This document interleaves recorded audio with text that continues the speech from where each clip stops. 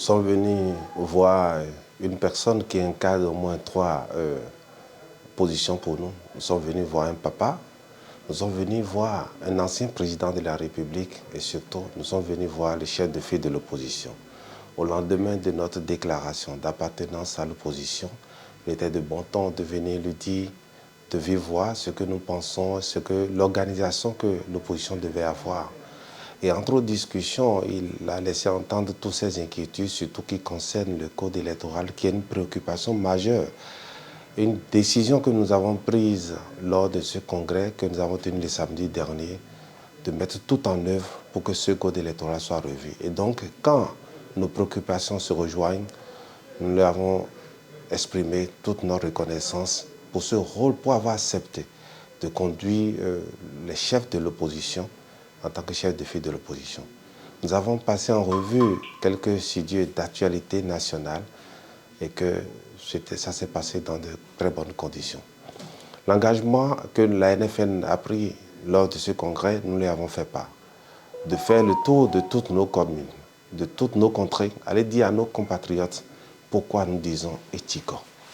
Et nous devons aller dire à nos parents que ce que nous avons vécu en 2019, les tueries que nous avons connues en 2020 et 2021, pour des questions électorales, pour des questions opinion politique, qu'on enferme des Béninois, des centaines, des milliers, que des centaines de milliers aujourd'hui ont dû faire recours en réalité à l'exil pour pouvoir vivre, d'autres qui meurent en prison, même menottés, et que personne ne dit rien. Pour des questions électorales, il faut que nous puissions plus jamais vivre ça au Bénin. Et je suis très heureux que le président Talon lui-même ait dit qu'il voudra laisser le Bénin tel qu'il a retrouvé en 2016 pour venir au pouvoir.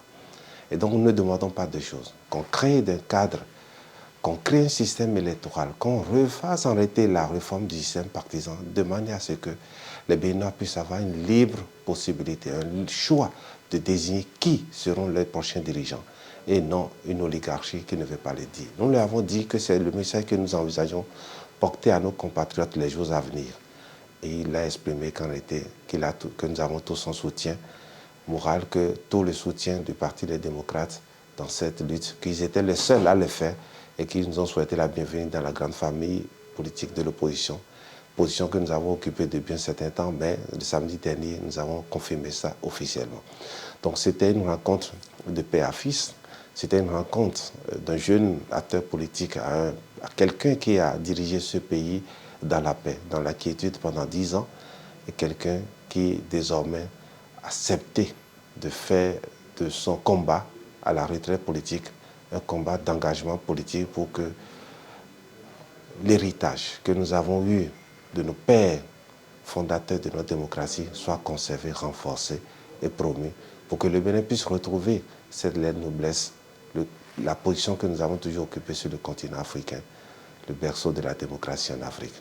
Nous y travaillerons les jours à venir et je voudrais saisir cette occasion pour dire à nos compatriotes d'ici et d'ailleurs que les jours à venir, nous allons faire des tours pour les voir, pour venir leur dire de vive voix ce que nous pensons et les risques que les Béninois courent pour que nous puissions compromettre la paix en 2026. 12 octobre 2025, les Béninois connaîtront qui sont ceux qui seront candidats aux élections présidentielles. Et si à ce moment, l'opposition n'est pas représentée, vous imaginez ce que cela donnerait? Et je voudrais saisir cette occasion pour remercier également la communauté chrétienne et musulmane qui commence à donner de la voix pour attirer l'attention des Béninois d'ici et d'ailleurs sur les risques que nous courons pour que 2026 ne soit pas ce que nous avons vécu en 2019, ce que nous avons vécu en 2021 et 2020. Et plus jamais que les gens meurent pour des questions électorales et plus que jamais les gens soient contraints d'être exilés et que des centaines, des milliers se retrouvent en prison pour des questions électorales. Donc c'était essentiellement ce genre de questions, sujets que nous avons abordés ce soir. Et je l'ai exprimé également la disponibilité de tous les militants et les militantes de la nouvelle force nationale à travailler de concert de façon assez singulière surtout au sein de l'opposition pour que la démocratie puisse réellement respirer au Bénin.